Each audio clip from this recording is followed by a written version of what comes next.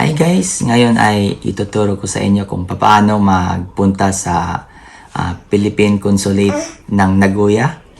So, pumunta ko kanina guys. So, madali lang pala yung pag mag-train ka. So, ito by train. So, galing ako dito sa Pujeda, papunta doon sa Nagoya. So, depende sa inyo guys kung saan kayo galing. Pag sa Pujeda ako galing, nag-try ako ng papunta sa Hamamatsu para tingnan ko yung diferensya ng yung Shinkansen na pamasahe guys. So from Pujeda to Hamamatsu local train 990 yung price niya, yen. So from Hamamatsu to Nagoya gumastos ako ng 4,620. So yun yung Express Kodama yung sinakyan ko, 867 na train. So yung Kodama may apat yata na stop yun papunta Nagoya. So hindi siya non-stop. So mura siya konti. So yung kung galing Hamamatsu papunta Nagoya, mga 45 minutes lang siya guys. So yung pag-uwi ko, sa Kakigawa na ako bumaba from Nagoya.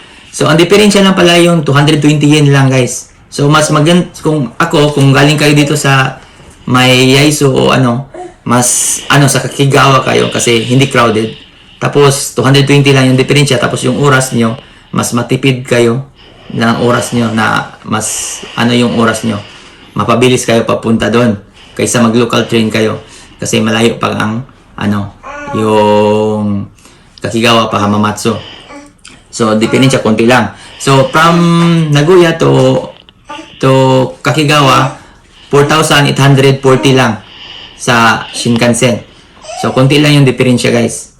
So, yun lang niya. Mas convenient kayo pag nagdiretso kayo, Kakigawa na lang kayo, guys. So, hindi yung hassle nyo mas konti lang. So, from Nagoya Station na tayo. Shortcut na tayo, guys. So, pag doon, ito na yung route nyo pagpunta doon guys. So, ito i-screenshot nyo lang para hindi kayo mawala. Sundan nyo lang ito guys, madali lang. Dalawang lane lang ang tatandaan nyo. Yung yellow lane na Higashiyama line at saka yung violet o purple na Meijō line. So, pakinggan nyo mabuti guys. Ito yung yung sasakyan nyo. So, from Nagoya Station, guys, so, exit kayo sa Nagoya Station pag nag-Shinkansen kayo. So, mag-exit kayo sa North Exit.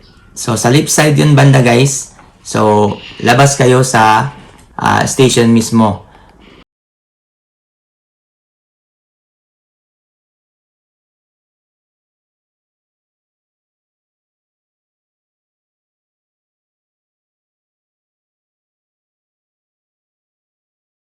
Tingnan nyo muna sa labas kung yung mga bus doon, mayroon ng mga bus doon.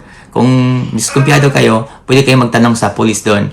So, paglabas nyo mismo sa north side, sa slightly left kayo pupunta.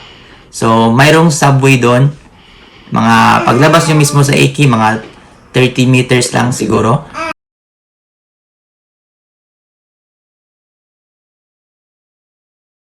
May subway siya, pababa. So, tingnan nyo lang, mayroon akong clip na guide mamaya i-upload ko na bababa kayo doon mayroong poste nakasulat doon na naka-yellow lane na Higashiyama subway siya doon, station. So, pag nandun na kayo sa sundan nyo lang yung yellow lane na yon na Higashiyama line. Mayroon kasi mga kulay yung coding sa daan guys. So, hindi kayo mawawala. So, yun na. Pag nandun na kayo sa Higashi line, so, sasakay kayo guys. So, kukuha kayo ng ticket doon sa vending machine ng ticket. So, 240 yen lang siya guys. So, aabot na kayo doon sa Nagoya sa Nagoya Philippine Consulate ng 240. Yun lang yung kukunin nyo. Pero dalawang stop muna yung yung dadaanan nyo from Higashiyama Line. Yung Fushimi at saka Sakai. So pag dalawang station lang yun siya. Pag pangalawang station ang Sakai na, exit kayo, baba kayo guys. So baba kayo, dalhin nyo lang yung ticket nyo, tapos lipat kayo ng lane. So yun na yung medyo lane. So pag exit nyo ng Sakai, makikita nyo lang purple lane, sundan nyo lang yung medyo line. So pag nakapunta na kayo sa medyo line, so sakay kayo. One stop na lang yun guys, exit na kayo sa Yabacho Station. So yung Yabacho Station, yun na mismo malapit na ang Philippine Consulate doon guys ng Nagoya. So pag dating nyo sa Yabacho, one stop lang yun.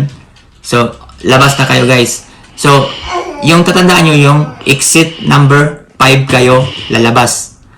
So exit number 5 kayo lalabas. Yung mayroong doon siya, landmark na. So ito yung labasan guys. Yung hanapin yung street lang kayo lang yung paakyat guys. So dito yung exit ng papuntang Philippine Consulate ng Nagoya. So dito yon. Paglabas nyo mismo ng Yabacho, so tingnan nyo yung nasa ibabaw. Mayroong exit number, ang unang nyo, yung exit number 1 at saka 3 at saka 4. So diretso lang muna kayo guys. Diretso kayo. Mayroon makikita kayo doon na exit number 1, exit number 1, number 6 at saka number 5 yata yon. So doon kayo, i-straight kayo guys kasi may kaliwa na exit doon na number 5 yata yon at saka mayroon pa diretso. Yung paakyat kayo, doon kayo lalabas guys. So pag akyat nyo, labas kayo doon sa ibabaw. So turn right kayo guys. Turn right kayo mga 30 meters lang. Mayroong stoplight. So pag stoplight, kanan kayo ulit. Kanan kayo ulit. Mamaya i-upload ko yung clips. Makikita nyo doon guys. So short lang yung na videos. Pero yun yung mga landmarks. From Matsusakaya na Yabacho Iki guys. So labas ka sa exit number 5. So dito tayo turn right ka pala paglabas mo. So, nagkamali ako kanina guys. So dito pala sa kabila. Turn right. Tapos nandito nyo sa kanan. Dito na yun. Niya. So landmark ito, makita nyo yung green. Tapos yung dream capsule na building. So nandito yung Philippine Embassy guys. Ito yung dream capsule na building, makita nyo. So ito yon yung Philippine Consulate guys. So dumating na tayo guys. So ito yung guys. Maliit lang siya guys. So ito siya guys. So ito yung open niya. Ito guys.